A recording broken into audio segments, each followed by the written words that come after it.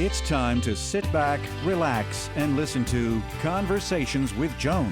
Conversations with Joan will inspire, motivate, and empower you. Live your best life now. Listen, learn, think, and decide. And now, here's your host, Joan Herman. Welcome to Change Your Attitude, Change Your Lives, Conversations with Joan. I'm Joan Herman. Thanks for tuning in. The term empath can be used to describe a person who experiences a great deal of empathy, often to the point of taking on the pain of others. These highly sensitive people give too much at their own expense. According to today's guest, Dr. Judith Orloff, it's important for empaths to incorporate daily self-care practices that protect them from the stresses of an overwhelming world. She's here today to discuss tools that empaths can employ to stay healthy and happy. Dr. Orloff is a psychiatrist and a member of the UCLA Psychiatric Clinical Faculty. She's a New York Times bestselling author whose new book is Thriving as an Empath, 365 Days of Self-Care for Sensitive People. Welcome, Dr. Orloff. Thanks for joining us again. Thank you. It's great to be on your show. So, Dr. Orloff, I love when you come on our show because I always enjoy our conversations because I'm an empath, and I learned so much from you, and your strategies always help me manage my life. So for listeners that may not be familiar with the term, what is an empath, and how can someone tell if he or she fits the profile? An empath is somebody who is very sensitive and intuitive and open, but doesn't have the same filters that other people have. So we tend to feel things more strongly than others. And we have big hearts, but we tend to also take on the stress of the world and the stress of others and tend to be over-helpers or over-givers. So we risk sensory overload and exhaustion. So as a psychiatrist and an empath, I know how important self-care is to be able to stay centered, to not absorb other people's energy, to be able to not overgive and learn how to set boundaries. So all of those are skills empaths learn. And when I apply these skills to my life, the challenges of being an empath are lessened and the gifts are just amplified. You have an empath self-assessment test on your website, drjudithorloff.com. And out of the 20 questions, I have 18 yeses and one that could go either way. So I'm a full-blown empath, and that's really no surprise for me. As I said, I believe that I am, and I often wonder, is being an empath a superpower or is it a super stressor? Oh, it's both. If you have self-care tools, though, it's a superpower. And it's a power that you enjoy. It brings you depth. It brings you compassion and love in relationships and connection to nature. If you like connection to people and to nature, being an empath is the way to go. It's, if you have, that neurological makeup, it allows you to really love people and to really connect to life, to people. It's just a beautiful depth that you have if you're an empath. And it's only a stressor if you don't learn the self-care techniques, because then you're wide open to stresses. If you meet an energy vampire, let's say, you have no strategies to use. If you have a complainer or a drama queen or a chronic talker, you just get mowed over by them. And so what I wanted to offer in this book is, what do you do if you encounter a chronic talker? Here is what you do. So you have a plan.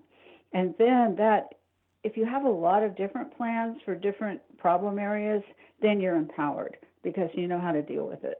Doctor, what is actually happening in the brain when a person is an empath? Well, it's thought that the mirror neuron system, the compassion neurons in the brain, are hyperactive, meaning they're really working overtime, where you feel compassion for everyone and everything, and they don't shut off. And so that can be a problem unless you learn how to work with that. But compassion is the main quality that empaths have. They have extreme amount of compassion. Are empaths sometimes diagnosed with personality disorders or things like ADHD, anxiety, depression? Empaths are diagnosed with everything. Mm-hmm. And my big gripe with the medical profession is that they don't know how to diagnose empaths. If you are an empath, that changes everything. Right. Because whatever diagnosis you are given, let's say you have chronic fatigue, let's say you have ADD, whatever diagnosis you have, it's going to be colored by being an empath. And so by learning how to maximize your empathic skills and deal with the challenges, sometimes the other illnesses disappear, or sometimes they just lessen. But if you're an empath, let's say with a very real physical disease going on, if you're not practicing self-care, that disease will be much more challenging. And if we're not practicing the self-care that you teach, then we can end up getting over-medicated or medicated unnecessarily. Exactly. And that happens all the time, where empaths get medicated with antidepressants, anti-anxiety, this medicine, that medicine. And that's not usually the first line of treatment for empaths. The first line of treatment is, number one, you diagnose an empath. Number two, you take a history and develop, a plan for which areas are your problem areas, which areas are you being drained, which areas are you being stressed and challenged. Do you take on the stress and emotions from other people? All right, the plan is, if I work with somebody, it's how do you deal with that? How do you deal with that if you are an overgiver, if you take on the emotions of other people? How can you regulate that?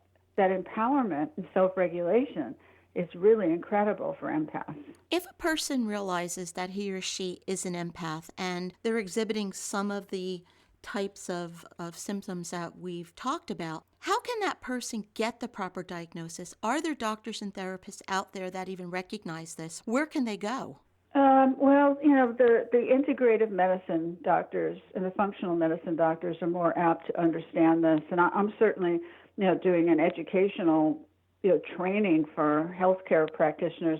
And it's ever so helpful to have a community, because many empaths feel isolated, alone, misunderstood, and particularly their nurses, their doctors, psychologists, they're on their own. They don't have a supportive collegial system. And so when you learn, how to find your system and your network, it makes a huge difference. Understanding what we're experiencing is the first step. It's really up to us to watch what's going on within us. So how can a person, therefore, learn to spot the first signs of sensory overload? Well, what I would do is go through Thriving as an Empath. It starts with January 1st, and it ends with December 31st. And there's each day is devoted to a different self-care technique, and one of them is spotting sensory overload, where you notice in your body the signs where lights are too bright, people seem too loud, and too much is coming at you too fast. You might have various symptoms. You might feel tired. You might get irritable. Now you have to notice, how do you feel baseline? And then how do you feel when you start to get the first signs of sensory overload? And I've trained my body, in my mind to notice this so I can nip it in the bud, because it's very painful to go on sensory overload. And I sometimes do when I'm in airports. If I'm stuck somewhere and the plane is late, that's my most vulnerable place, because I can't get out and I'm waiting for a plane and it's chaos and it's noisy and there's no escape. And so that's very difficult for me. And so I'll go off into a corner, I'll meditate, I'll go into the bathroom, I'll listen to some music and try and calm it all down. So, Doctor, would you share one or two of your daily self-care practices with our listeners? Yes. Learning how to set clear boundaries is very important for empaths. Learning how to say no, that no is a complete sentence. Learning how to say no. Empaths often wear an invisible sign around them that says, I can help you. And so people flock from far and wide to tell you their problems. I don't know if that happens to you, Joan, but it happens to a lot of empaths. Yes, it does. Yeah. And so, you have to give yourself permission to say no. I'm not available. Empaths have to learn how to be not available at times. So if somebody comes up to me, let's say in an airport, and, starts talking and then starts telling me their problems, I could sense it rearing up, And so I just say to them, thank you for, saying hi. I'm, having a quiet time now, so I prefer not talking. This is my downtime. And I'll stop it. I won't just listen to a stranger telling me their life story and all the trials and tribulations that they're going through, because it's not healthy for me. I want to pick and choose the people who I listen to, because listening is a great gift. When you sit there and hold space, there's a technique in thriving as an empath called holding space, where you practice sitting with somebody, being in a heart space, being in a loving space, but not trying to fix anything for them. Just holding a space as they're talking to you. And that's very different than what most empaths do, where they try and get in. Well, have you tried this? What about this? Go to this healer. I have a phone number for you. All of that. You just want to hold the space. You don't want to do anything except send loving energy.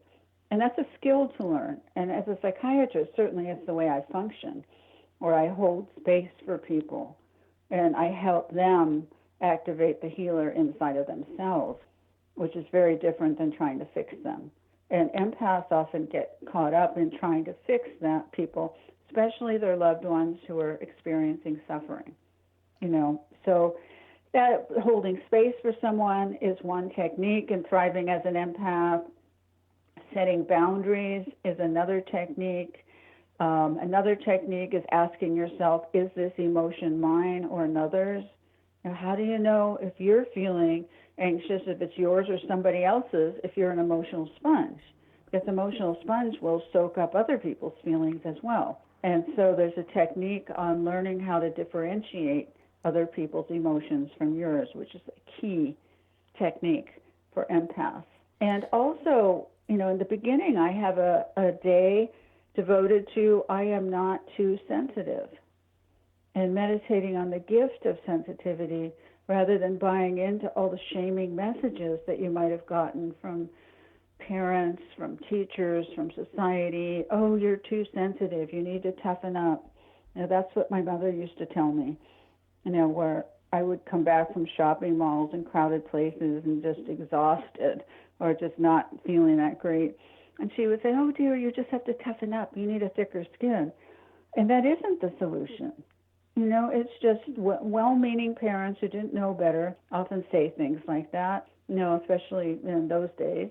And still, but to know that those shaming messages aren't true, that you don't need to toughen up, but you do need to learn self-care techniques so that you don't suffer by taking on all the different emotions and stresses of the world. And doctor, when you're creating these changes in your life and you're implementing the practices that you prescribe for us, doesn't it also create new pathways in the brain? Doesn't it cause the brain to react differently? Oh, definitely. I mean, just the simple self-care practice of learning to turn off your stress hormones and turn on your endorphins via your thoughts, that's an amazing exercise, and it creates new pathways in the brain. Because if you're having a lot of negative thoughts and you worry a lot, that's creating a cascade of stress hormones, cortisol and adrenaline in your system. And what that does is put you on sensory overload. That's the fight or flight hormone. So, that will put you, into a panic. And so if you're able to say, thank you for sharing, but I'm not going to be obsessing about the same fear 100 times, and I'm going to be thinking a more positive thought, or meditating, that creates endorphins. And the endorphins are the blissful neurochemicals in the body that you want in your body. You get them through exercise, you get them through laughter, you get them through meditation, and then you start feeling blissful and calm. And so just by that simple self-care technique that you can read over and over again in the book and just master it, you have the power to change your biochemistry in your body, which for an empath is a godsend. And doctor, we're talking about empaths, but these practices can be implemented by anyone. Everyone can benefit from them. Everyone can benefit from them, definitely. Learning how to work with these. There's just some of the practices strike more home, for empaths, because it's just part of, empaths are very similar.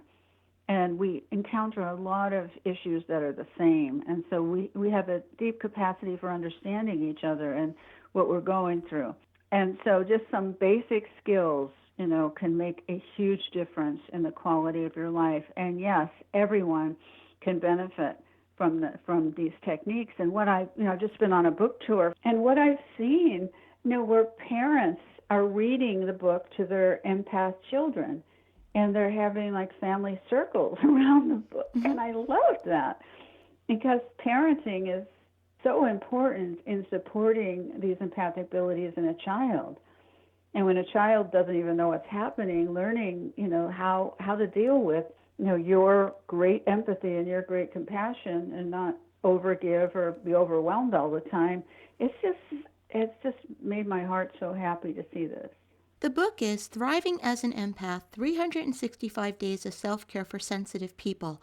If you would like to learn more about Dr. Orloff and her work, you can visit drjudithorloff.com. That's drjudithorloff.com.